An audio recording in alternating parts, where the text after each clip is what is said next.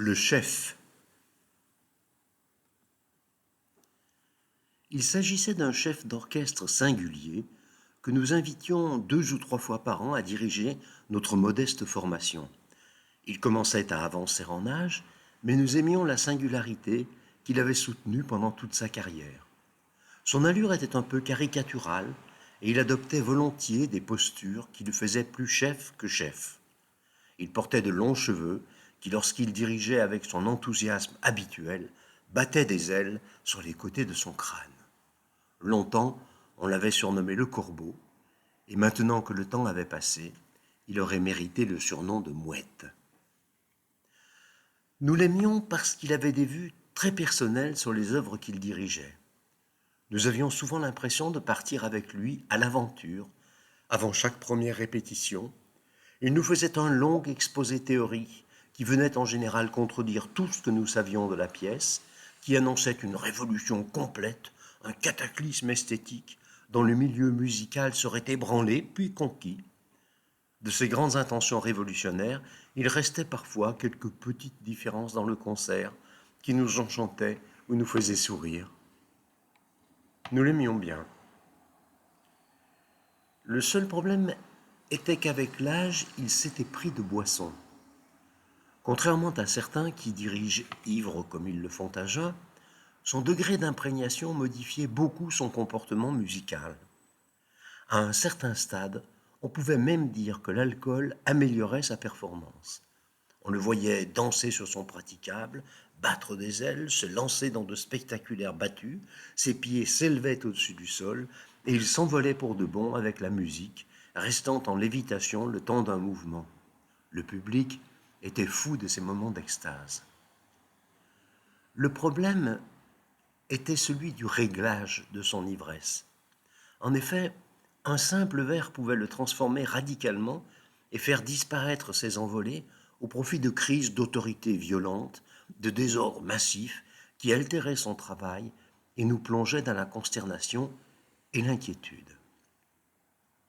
Nous avions donc désigné le premier violon pour s'assurer du meilleur dosage jusqu'à l'heure du concert. Ce qui se passerait ensuite ne nous concernait pas. Le travail du premier violon était de veiller à ce que le chef mange bien tout en buvant.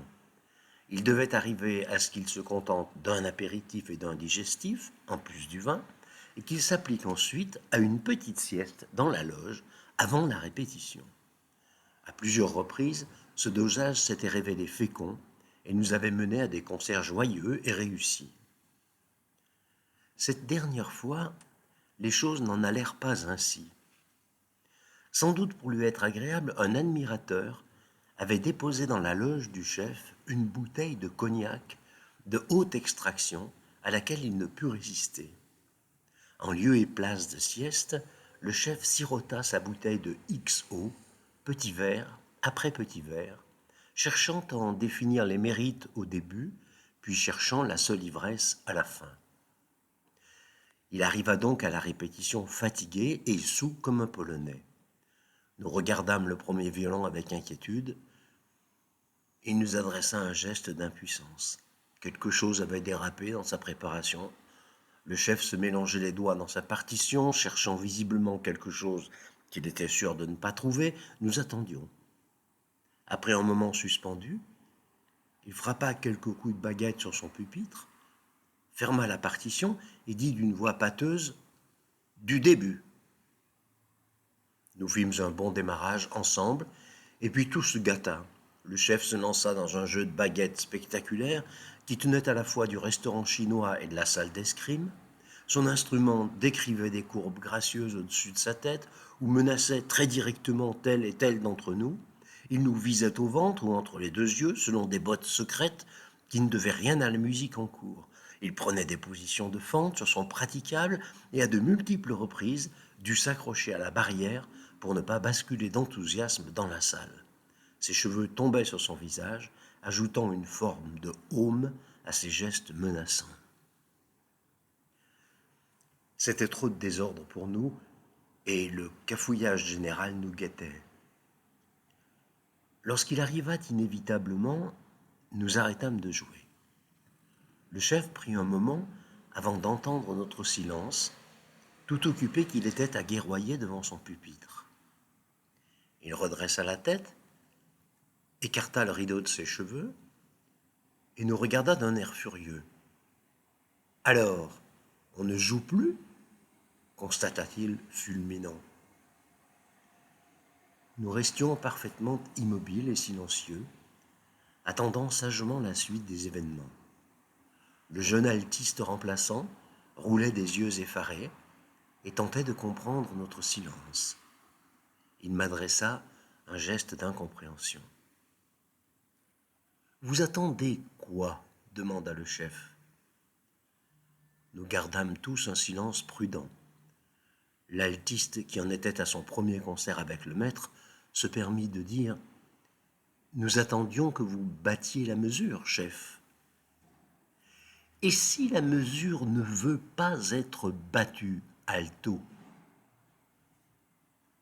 Nous sommes des musiciens et nous avons besoin de la mesure. Vous êtes des musiciens, vraiment. Ce n'est pas l'idée que je me fais des musiciens, alto. » Il se leva et s'enfuit titubant vers la coulisse. La rumeur saisit l'orchestre. L'inquiétude montait à moins d'une heure de la représentation.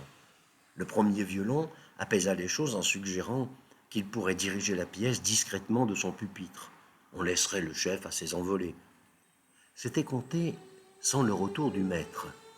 Il grimpa sur son praticable et nous demanda de déposer nos instruments sur la scène, sous la rampe. Nous nous exécutâmes sans rien dire, contrebasse comprise. Il nous fit mettre au garde-à-vous en fond de scène, par ordre de taille, et comme j'étais la plus petite, il me fit venir près de lui. Il me banda les yeux avec son foulard de soie blanche et me fit tourner sur moi-même jusqu'à une légère ivresse. Il me rendit la vue et me demanda « Maintenant, vous distribuez les instruments par ordre de taille. » Le public pressait au dehors et le régisseur était déjà 2 fois venu nous rappeler à la raison. Il y avait un grand remous dans la troupe, mais rien n'y fit. C'est ainsi que je tendis le triangle au corniste, la clarinette au violoncelliste, la contrebasse au flûtiste, l'alto au oboïste. « Vous êtes musicien, à ce qu'il paraît. Eh bien, jouez maintenant. » Et c'est de cette façon que commença ce qui devait être le dernier concert cacophonique d'un chef que l'histoire de la musique qualifia de mineur, mais singulier.